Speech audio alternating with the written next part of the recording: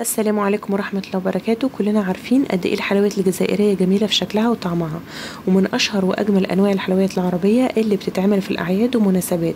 في الفيديو ده هنعمل نوع من انواع الحلويات الجزائرية اسمها كعكات. الحلويات دي مش بس جميلة في شكلها، طعمها كمان جميل جدا وغير اي نوع حلويات جربته قبل كده، ومكوناتها كمان متوفرة. يلا نشوف مع بعض بتتعمل ازاي. لكوب ونص لوز مطحون ناعم هنضيف نص معلقة صغيرة قرفة، نص كوب سكر بودرة أو تلت كوب سكر أبيض ناعم. هنضيف معلقة صغيرة فانيليا ومعلقة طعم سمنة سايحة، وهنخلط بأطراف صوابعنا. هنضيف مية زهر حبة صغيرين ونخلط، وكل ما نخلط نضيف حبة كمان لغاية ما تتكون عندنا عجينة لوز طرية بس مش ملزقة. لازم نخلط بأطراف صوابعنا عشان اللوز ما يطلعش زيت، وكمان لما نطحن اللوز لازم ما نطحنوش لمدة طويلة عشان ما يخرجش منه الزيت. هنعرف ان حشوة اللوز جاهزة لما نشكل كورة وتطلع من غير تشققات. هنغلف عجينة اللوز بنايلون تغليف الأكل كويس جدا، ونحطها في علبة ونسيبها في المطبخ ليلة كاملة، وده يستحسن عشان بتخلي حشوة اللوز طرية. لكوب ونص دقيق هنضيف معلقة طعم لبن باودر ورشة ملح، وهنقلب كويس. بعد كده هنضيف نص كوب سمنة سايحة وتكون باردة مش سخنة أو دافية. هنخلط العجينة بأطراف صوابعنا، بعد كده هنعجن العجينة بكف ايدينا بالشكل ده لغاية ما العجينة تتشرب السمنة كويس وتبقى شبه عجينة السابليه.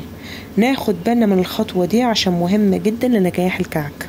الخطوة دي هتاخد مننا حوالي 7-8 دقايق عشان تبقى ناعمة زي عجينة السابليه.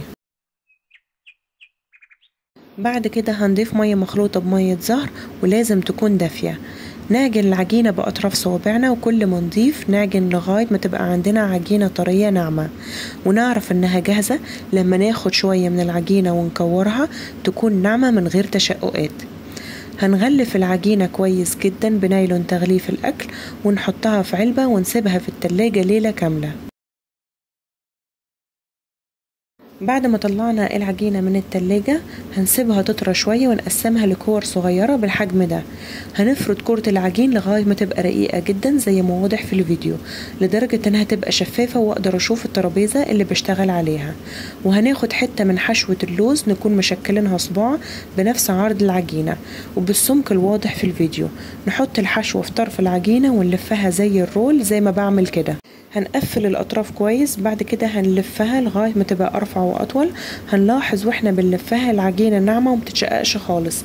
بعد كده هنشيل الزيادة من جانب واحد، نقفل الطرف ده والطرف التاني من الكعك هنوسعه شوية بصباعنا الصغير، وهندخل طرف العجينة في الطرف التاني كده ونلم الأطراف كويس، ونتأكد انها مقفلة كويس من كل جنب عشان لما تستوي ما تتفتحش من أي حتة.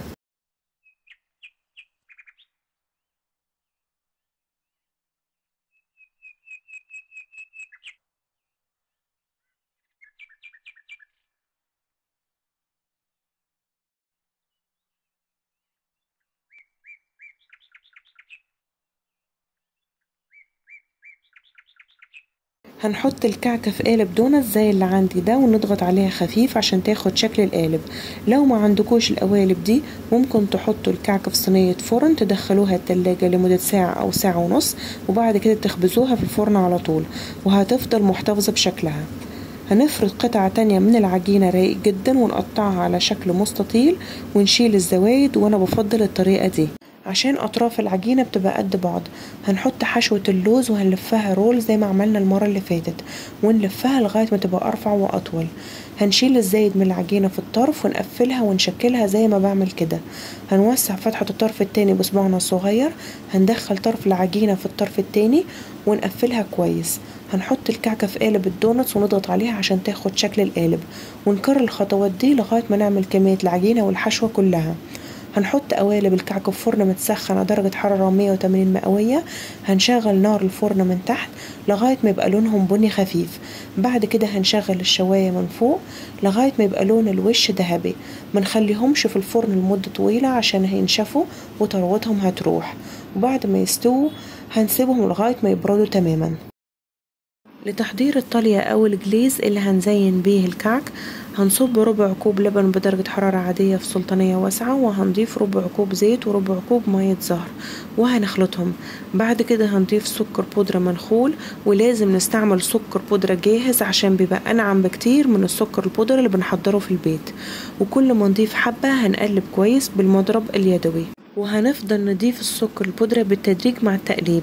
قبل ما يبقى قوام الجليز تقيل هنضيف معلقتين صغيرين لون طعام ابيض جل وهنقلب، او ممكن ناخد شوية من الجليز في سلطانية صغيرة ونضيف معلقة صغيرة لون طعام ابيض بودرة ونخلط، وهنضيفه لبقية الجليز. هنرجع نضيف السكر البودرة بالتدريج مع التقليب.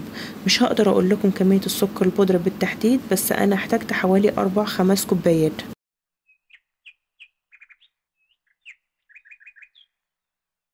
هنبطل نضيف السكر البودرة ونعرف ان الجليز جاهز لما يبقى بالقوام ده. هنضيف معلقة صغيرة عصير ليمون ونقلب كويس، وبكده الجليز جاهز.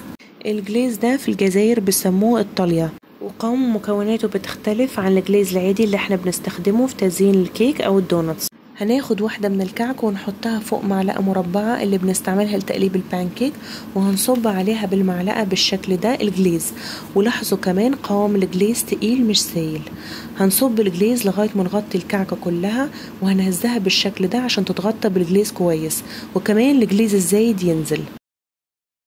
بعد كده هنشيلها ونحطها فوق شبكة الفرن ويكون تحتها صينية، وهنكرر نفس الخطوات دي مع 3-4 حبات كعك، ولازم تكونوا سريعين عشان الجليز ما ينشفش. بعد كده هنرش حبات سكر فضية على نص الكعكة بالشكل ده قبل ما الجليز ما ينشف، عشان لو نشف الحبيبات دي مش هتلزق في الجليز. لو مش هتقدروا تعملوا بسرعة او خايفين الجليز ينشف، حطوا الكعكة في طبق ورشوا عليها على طول حبيبات سكر فضية لغاية ما تغطي نصها. هنكرر نفس الخطوات دي لغاية ما نعمل الكعكة كله، ونسيبه لغاية ما الجليز ينشف تماما حوالي 2 أو 3 ساعات. بعد ما الجليز نشف هنشيل زوايد الجليز من تحت الكعكة بالسكينة بالشكل ده، ونكرر الخطوة دي مع كل الكعك اللي زيناه.